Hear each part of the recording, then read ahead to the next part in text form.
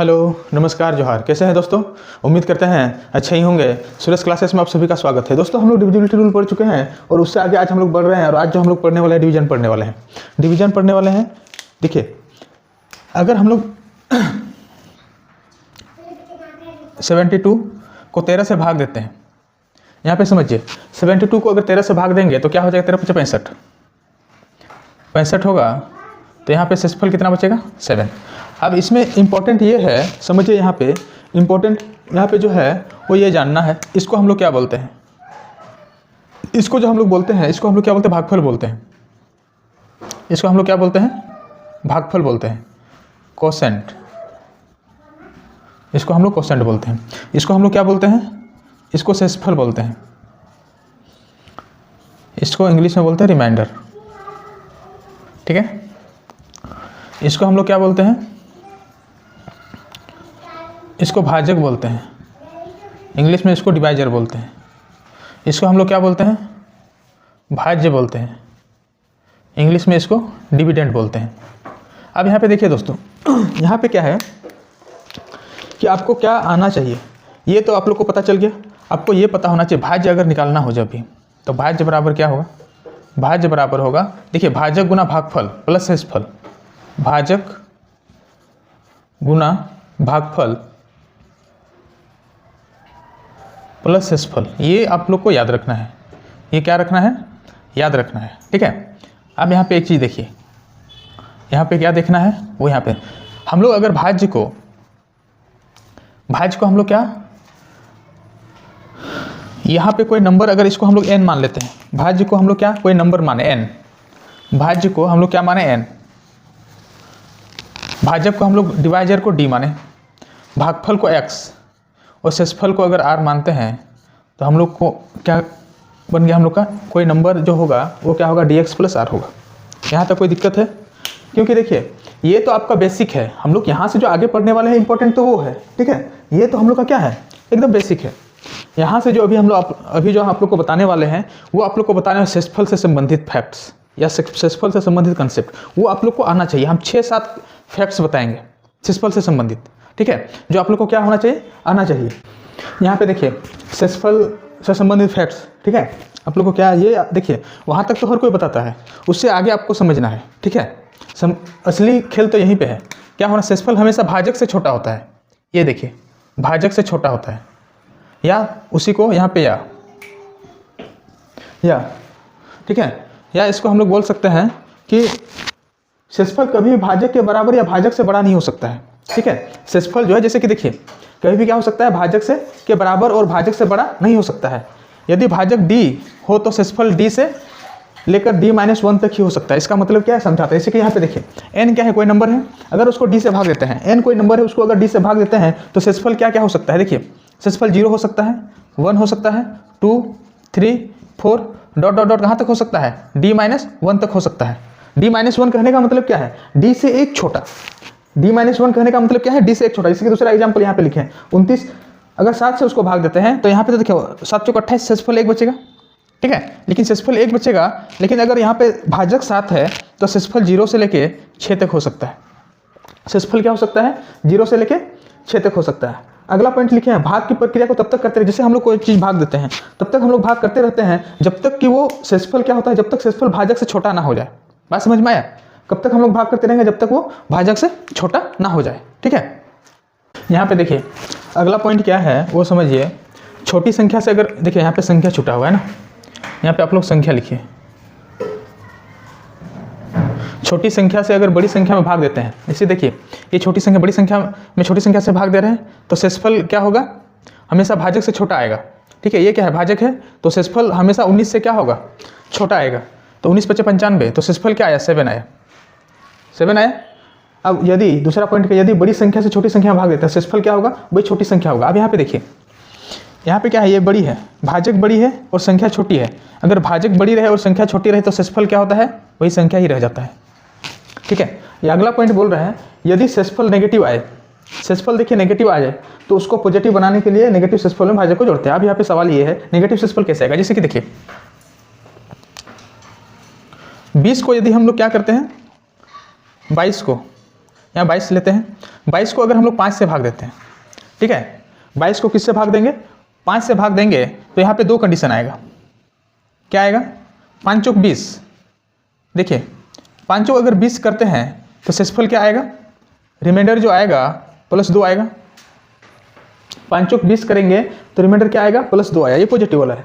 अगर ये 4 बार गया तो प्लस में आया। अगर हम लोग इसको 5 बार में करें, देखिए जब हम लोग रिमाइंडर थ्योरम पढ़ेंगे ना बेसिक, उसमें भी इसका यूज होगा। अभी अगर नहीं उतना समझना है तो मत समझिए, लेकिन हम थोड़ा सा हिंट बता दे रहे हैं। अगर इसको 5 बार आप लोग इसका पहाड़ा 5 बार पढ़ते तो कितना हो जाएगा, 25।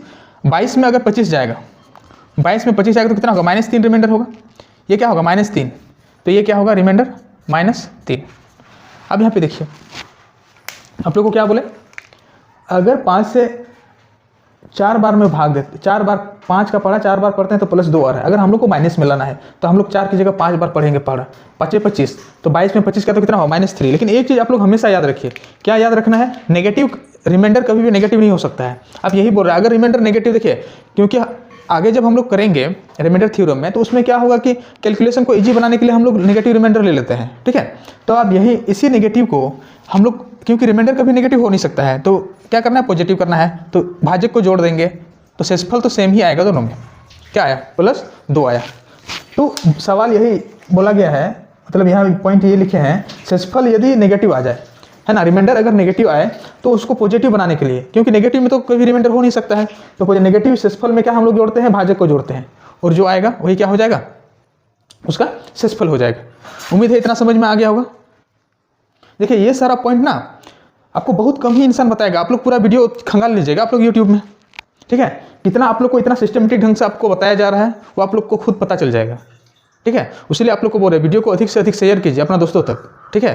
देखिए पहला क्वेश्चन में क्या बोला, किसी संख्या को 42 से भाग देने पर, मान लिया कोई संख्या n मान लिया, ठीक है, कोई संख्या n हम लोग माने, समझिए अगर n को 42 से हम लोग भाग देते हैं, ठीक है, भागफल के रूप में 120 आता है, भागफल के रूप में क्या आता है 120, और शेषफल के रूप में 0 आता है। यहाँ पे क्या आता है 0। अब यहाँ पे देखिए, यहाँ से n हम लोग निकाल सकते हैं, आप लोग से एकदम निकाल सकते हैं सर, 42 गुना 120 + 0। आप लोग को याद होगा भाज्य बराबर क्या होता है, भाजक गुना भागफल प्लस शेषफल होता है। अब इसको गुना कीजिएगा तो क्या होगा, 0 24 2 48 और 2 50, तो वो नंबर कितना है 50 40 से। लेकिन सवाल यहीं पे ख़त्म नहीं हुआ, सवाल बोला उसी संख्या को 41 से भाग देने पे, इसको जो है ये 50 40 को अब किससे भाग करने के लिए बोल रहा है, 41 से, 41 से भाग करने के लिए बोल रहा है। एक बार में जाएगा कितना बचा, 9 दूना 82 2 1 120। अब ये जाएगा 2 बार में ही जाएगा 82, तो कितना हो गया 38, और वो आंसर क्या हो जाएगा, सी हो जाएगा, क्योंकि हम लोग को क्या बोला है, शेषफल क्या होगा। बात समझ में आया, इसमें कोई दिक्कत, क्योंकि जैसे जैसे क्वेश्चन बोला है वैसे वैसे हम लोग किए हैं, GD 2023 में पूछा हुआ क्वेश्चन है, ठीक है। चलिए अगला क्वेश्चन की ओर बढ़ते हैं। देखिए क्वेश्चन नंबर 2 क्या बोल रहा है उसको देखिए, दो संख्याओं के बीच का अंतर, देखिए यहाँ पे अंतर दिया है ना, अंतर का मतलब होता है घटाव। अगर दो संख्या x - y ले रहे हैं तो कितना दिया है 1086। अब देखिए x - y देख के आप लोगों को क्या समझ में आ रहा है, आप लोग को ये समझ में आना चाहिए इसमें जो है x बड़ा है और y छोटा है। क्या समझ में आना चाहिए, x जो है वो बड़ा है और y क्या है, छोटा है, क्योंकि देखिए घटता किससे है, बड़ा संख्या से ना घटता है। बात समझ में आए।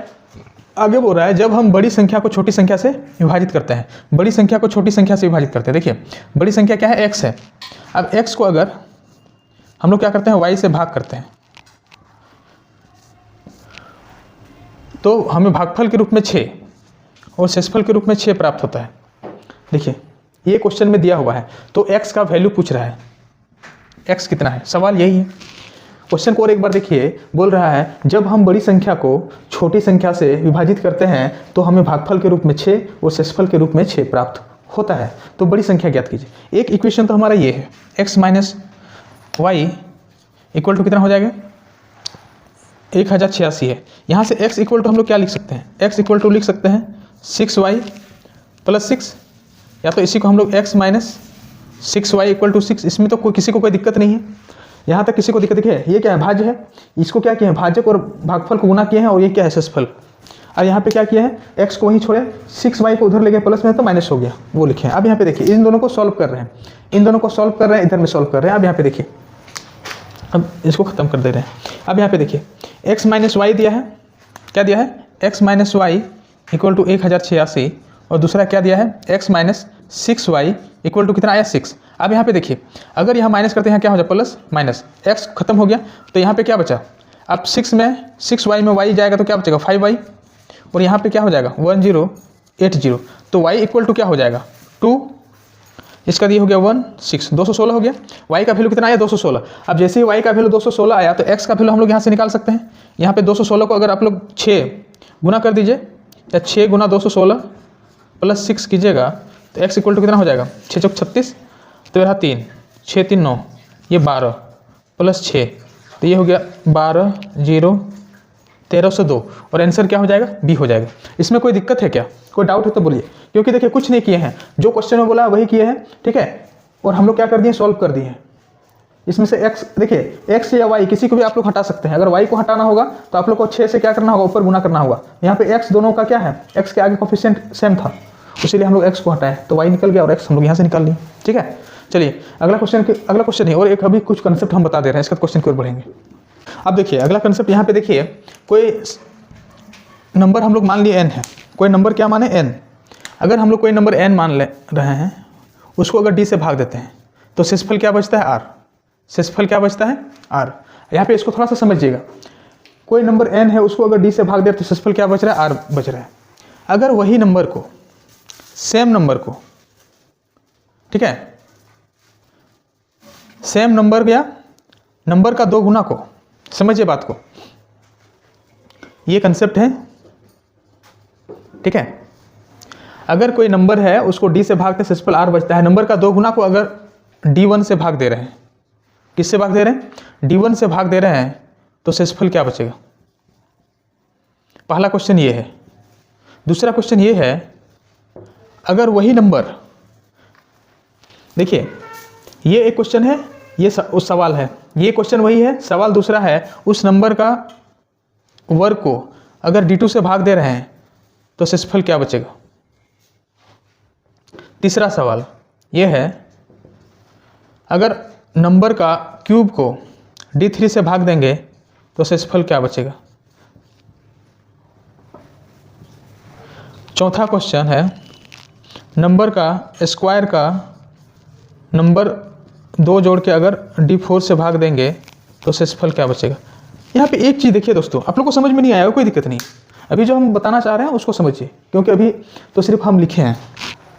हम ये बोल रहे हैं, यहाँ पे नंबर को किससे भाग दे रहे हैं, d से भाग दे रहे हैं, तो यहाँ पे एक नोट लिख दे रहे हैं, इसका तो आप लोग को समझ में आ जाएगा। नोट क्या लिख दे रहे हैं, जो एक्शन संख्या के साथ किया जाता है, वही एक्शन शेषफल के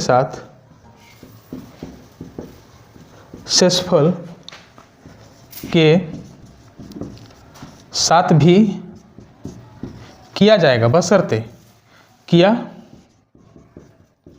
जाएगा, ठीक है। बशर्ते, देखिए कंडीशन है, बशर्ते पहली संख्या का भाजक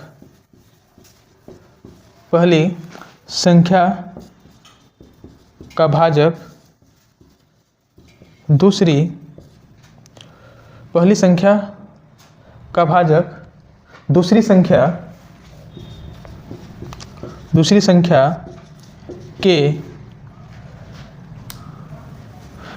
संख्या के भाजक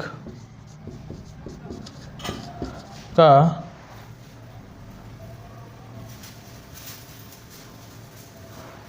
गुणनखंड फैक्टर होना चाहिए,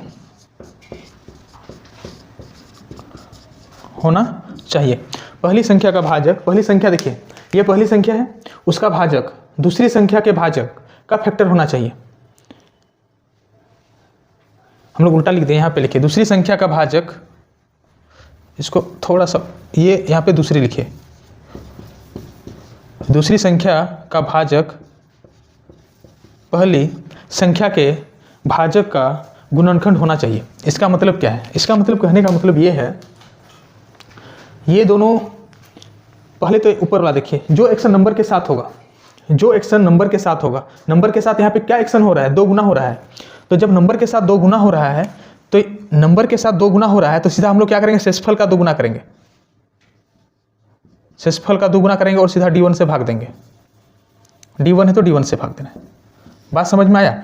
लेकिन कंडीशन ये दिया है कि ये जो होना चाहिए ना, ये इसका फैक्टर होना चाहिए।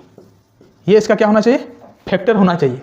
अगर ये इसका फैक्टर नहीं होगा तो ये यहाँ पे फॉलो नहीं करेगा। बात समझ में आया क्या? नहीं आया, हम फिर बता रहे हैं। दूसरा क्वेश्चन बोल रहा है n², तो इसका शेषफल क्या होना है? शेषफल जो होना है वो ये होना है, आप लोगों को क्या बोले, जो एक्शन नंबर के साथ होगा वही एक्शन शेषफल के साथ होगा। यहाँ नंबर के साथ क्या हो रहा है? वर्ग हो रहा है, तो शेषफल का हम लोग क्या करेंगे? वर्ग करेंगे और सीधा D2 से भाग दे देंगे। बात समझ में आया कि नहीं आया? और यहाँ बस कंडीशन वही है, ये इसका क्या होना चाहिए? फैक्टर होना चाहिए, गुणनखंड होना चाहिए। बात समझ में आया? सेम कंडीशन यहाँ पे क्या हुआ है? क्यूब हुआ है। यहाँ पे क्या हुआ है? क्यूब हुआ है। अब क्यूब हुआ है तो सीधा हम लोग रिमाइंडर में क्या करेंगे? क्यूब करके हम लोग D3 से भाग दे देंगे। बात समझ में आया? अब यहाँ पे देखिए, नंबर के साथ कितना सारा छेड़छाड़ हो रहा है। जब नंबर के साथ इतना सारा छेड़छाड़ हो रहा है तो हम लोग सीधा शेषफल के साथ उतना छेड़छाड़ करेंगे। तो हम लोग शेषफल के साथ क्या क्या छेड़छाड़ करेंगे? शेषफल के साथ छेड़छाड़ करेंगे, पहले R² करेंगे, फिर क्या करेंगे? R लिखेंगे, फिर 2 लिखेंगे और D4 से भाग दे देंगे। बात समझ में आया? ये कंसेप्ट है। क्वेश्चन अभी करवाएंगे, ऐसा नहीं कि नहीं करवाएंगे, ठीक है, लेकिन इसको समझिए। लेकिन कंडीशन वही है। देखिए ये जो लिखे हुए हैं ये बहुत इंपॉर्टेंट है, इसको समझिए, ठीक है। तो इसीलिए और एक कंसेप्ट थोड़ा सा बताते हैं, फिर क्वेश्चन बताते हैं, ठीक है। देखिए कंसेप्ट, अगला कंसेप्ट क्या है? कंसेप्ट ये है, कोई n1 नंबर है, n1 नंबर है, अगर D से उसको भाग दिया जाता है तो शेषफल क्या बच रहा है? R1 बच रहा है। दूसरा n2 नंबर है, D से सेम डिवाइजर, भाजक क्या है? बराबर है, लेकिन नंबर और शेषफल अलग अलग आ रहा है, ठीक है। ये क्वेश्चन है, ये तीनों नंबर अलग अलग है, तीनों शेषफल अलग अलग है, लेकिन डिवाइजर उसी डिवाइजर से भाग दिया जा रहा है। तो पूछा जाएगा यहाँ पे, बताइए कि डिवाइजर क्या होगा। सवाल क्या पूछेगा यहाँ पे? समझिए, भाजक पूछा जाए क्या होगा। तो यहाँ पे जो आंसर होगा वो आप लोग को क्या याद रखना है? वो याद रखना है D = क्या होगा? पहला शेषफल दूसरा शेषफल को जोड़ देना है और तीसरा शेषफल को क्या कर देना है? घटा देना है। ये आप लोग को याद रखना है, कंसेप्ट ये है। बात समझ में आया? अगर नंबर अलग अलग हो और डिवाइजर सेम हो, शेषफल अलग अलग हो, तो पहला शेषफल को जोड़ते हैं, पहला और दूसरा को, तीसरा को क्या करते हैं? घटाते हैं, ठीक है। अब चलिए इस पर आया हुआ क्वेश्चन करते हैं। देखिए क्वेश्चन, जो तीसरा क्वेश्चन हम लोग का होगा वो क्या बोल रहा है? एक संख्या y को 225 से विभाजित किया जाता है। कोई संख्या है y, उसको 225 से विभाजित किया जाता है। शेषफल कितना बचता है? 33। शेषफल देखिए 33 बचता है। वही संख्या मतलब y को ही